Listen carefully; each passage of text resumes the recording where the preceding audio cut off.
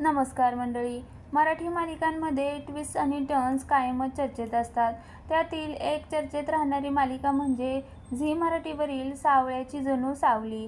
काळ्या वर्णामुळे सतत अपमानास्पद वागणूक मिळवणारी सावली आणि तिचा नवरा सारंग ही गोष्ट या मालिकेत पाहायला मिळते. मालिकेचा रामनवमी विशेष प्रोमो नुकताच प्रेक्षकांच्या भेटीला आला, ज्यावर प्रेक्षक चांगलेच भडकले आहे. सारंगशी जिचं लग्न ठरलं होतं ती अस्मी आता सारंगच्या आयुष्यात परत आलीये. काहीही करून सारंग आणि सावलीमध्ये दुरावा आणून त्याला आपल्या जवळ करण्याचा प्रयत्न अस्मी करतेय. त्यात ऐश्वर्या आणि तिलोत्तमाही तिला साथ देत आहेत. त्यातच आता मालिकेत नवीन ट्विस्ट येणार आहे.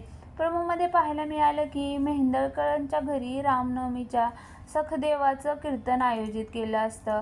सखदेव त्याच्या कीर्तनातून रामाच्या मर्यादा पुरुषोत्तम गुणाचं वर्णन करत असतो. तर इकडे सारंग खोलीत येतो तेव्हा अस्मी फक्त टॉवेल गुंडाळून त्याच्यासमोर येते.